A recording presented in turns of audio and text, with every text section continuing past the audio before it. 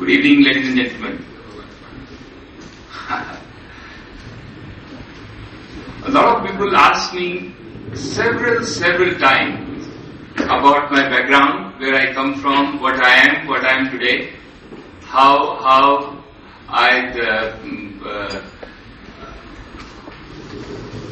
where I come from, where I belong to, where I get all my inspiration, where I get my guidance. There's always somebody. I'll take you through. It was 86, 87. I was struggling like anything. I was my business. I started my business in 83, 84. Very tough time, and I was shutting my business one after other. The only thing left for me was to go and work for somebody.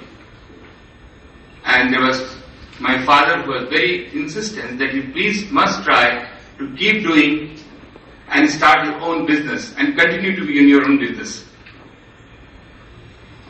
And one after other, I shut down 9 business, one after other.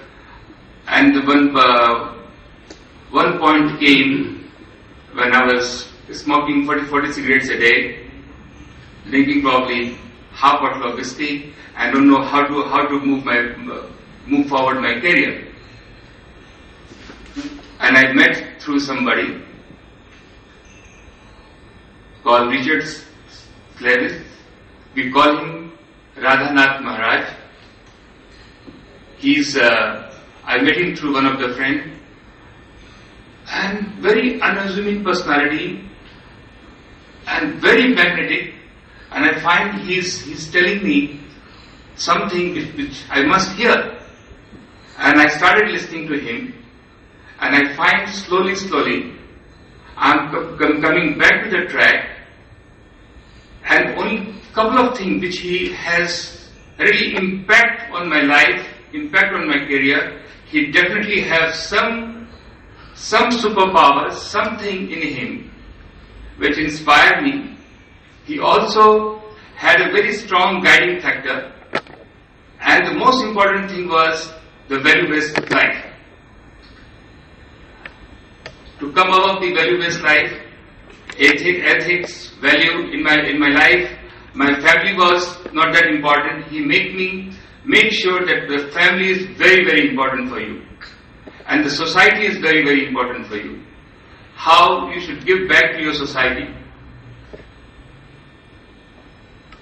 I was talking to him this morning, and one thing he said, in Bombay, the 4 million people are on the street. They were probably half of their body in the water. The thousands of girls, ladies were walking in the street for 2 days, and not a chain was snatched. Nobody had steal anybody. It was so peaceful. It was like all the ladies were safe. Any part of the world, it's impossible. It's impossible. The young children came from the school and college. They were on the street. They were under the water. And asking him, why such thing happened? And any part of the world, it never happened. People will steal. People will rob. Anything can happen to the ladies, and he will tell you. He told me certain things. Probably he will take you through why this thing happened. I won't take much of your time. I'm not a great speaker, but I thought he was passing through from Chicago. He lived in Chicago. He has his father and his 2 brothers has the car body repair shop. Probably a lot of people work for him, and he chosen to get the way of his spirituality. And I think he has gone through Quran Sharif, Buddhism. He followed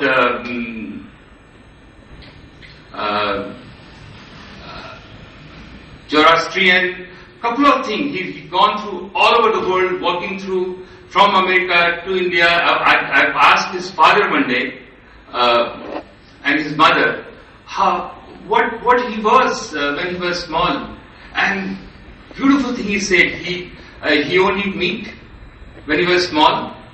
How he behaved in his school. Beautiful thing. I think he had that. He had probably when he was child. He has that.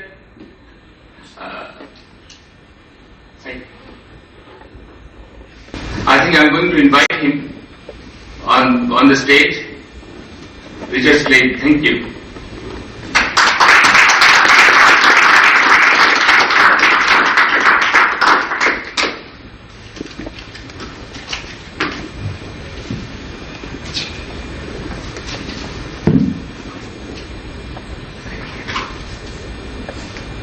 Thank you, Anil.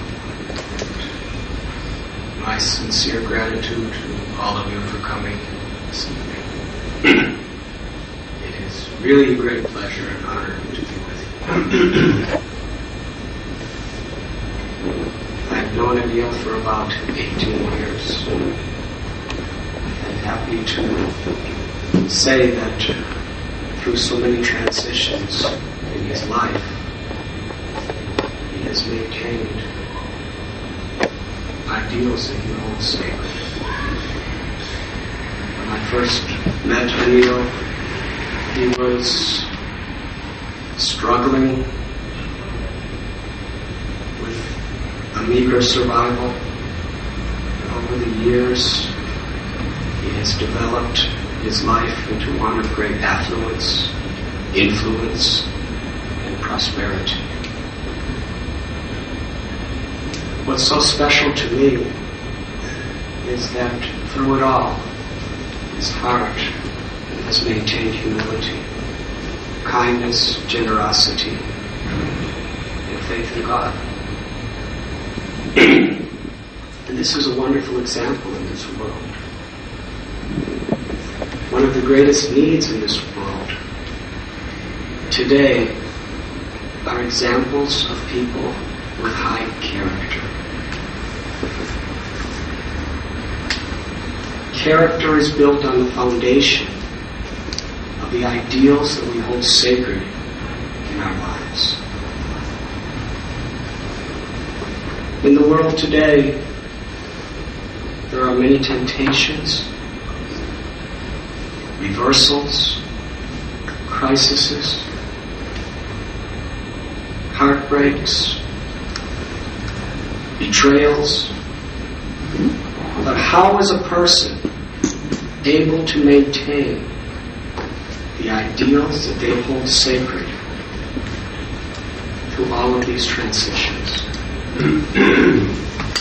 To do so is called integrity. To not sell one's ideals, even if it means great profit, great prestige. Today's world, people idolize and follow heroes or leaders.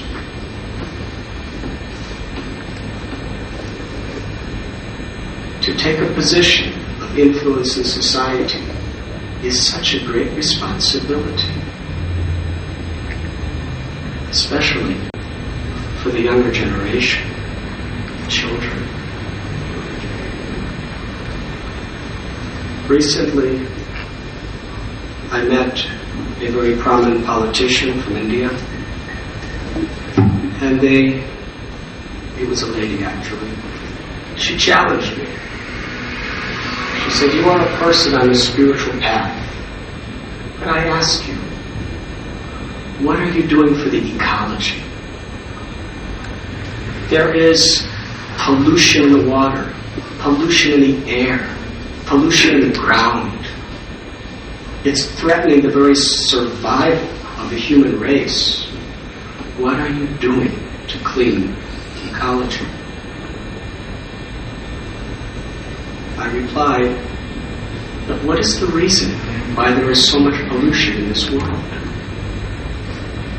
It is simply because of the pollution in people's hearts. Because there is greed and envy and no real concern for the welfare of others. We're creating all of this pollution. Unless we teach people, inspire people, educate people on the importance of cleansing the ecology of the mind, of the heart, that even if you clean up thoroughly every ocean, every river, all the air, and all the land, within a few years, it will all be polluted again.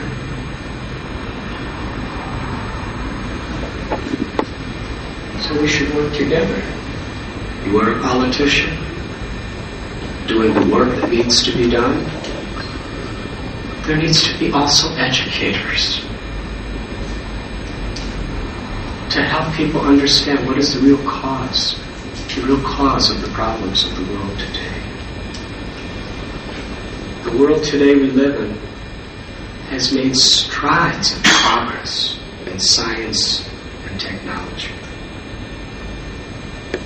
When I was young, I'm only 54 years old, but in my life I've seen from little dial telephones to cellular phones. In Chicago, Illinois, where I was born and raised, as a child, there were 3 television stations. In my father's era, there was only radio. There was no such thing as television. We had 1 black and white television with 3 channels. And you had to get up and turn the dial every time you wanted to change those channels. Today, there's televisions, satellite, with hundreds of stations, with memories and push buttons. When I was a child, we had record albums, which held usually 12 songs, and it was about this big, and you needed all sorts of devices to play them. Today, this big, you can hold thousands and thousands and thousands of songs. And it's self-operating. Medicine, strides of progress in medical technology. And when I was young, a computer took up the size of this room practically. And only the biggest corporations could afford them. Today, people are putting computers with more technology than that in their pockets. Amazing progress in technology. And this has all happened over the last 40 or 50 years. It's really incredible. But how has the quality of life improved? Alcoholism, drug addiction, suicide, mental illness and depression is more in the world today than ever before in history. Suicide is a thing that generally takes place not amongst the lower classes in the economic brackets, but the upper classes. In fact, the World Health Organization has declared that in the 21st century, the number 1 cause of suffering and death is not going to be AIDS or cancer or hepatitis or heart disease, but mental illness, depression. People all over the world are taking antidepressants. What is wrong? The mind is compared to a mirror. When you look in the mirror, you hope to see yourself.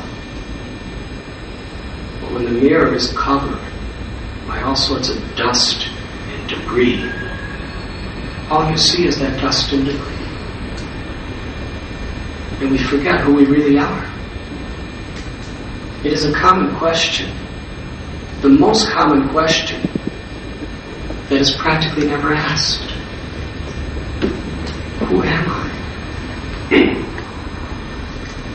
Am I simply this body with the external designations that apply to this body? I'm a man or I'm a woman. Based on this conception, there's so much conflict between the sexes. Or am I a particular nationality? British or American or Russian or Pakistani or Indian? So much conflict on the basis of these designations. Am I young or old? That is changing. And even in the name of religion. Am I Jewish or Christian or Hindu or Muslim?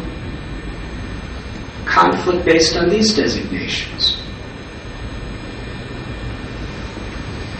Due to egotism and misconception, we rarely ask really, what is the essence of my life and who am I? The body changes. The mind is always changing. But one thing remains steady and constant through all the transitions in life, and that is our consciousness. When I was a little baby and I see a photograph of myself as such, I say that is me. The body's different. The mind is different. But the person, the self, the consciousness is the same. What is the nature? What is the need of that consciousness? When we understand that, we understand the essence of our existence. And we see the commonality of the essence of our existence with all other living beings. And then there can be real unity. The American Indians, they have a way of explaining things. They say within the heart or the mind of everyone are two dogs. There's a good dog and there is a bad dog. And the dog that you feed the most is going to be the strongest of the two. If you nourish the bad dog, he's going to eat the good dog. If you nourish the good dog, he's going to defeat the bad dog. This is the principle of every great scripture in the world. Good and evil. They're within all of us. And because they're within all of us, we create it within the world around us.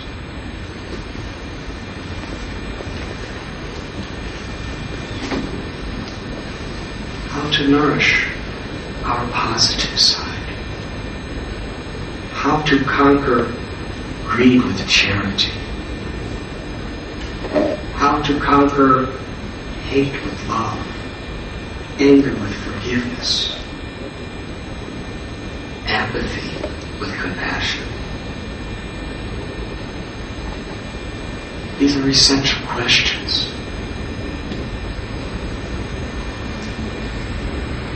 To nourish the positive and starve the negative is really advancement in civilization. Another example is an antenna. It's really incredible what we can't see around us today.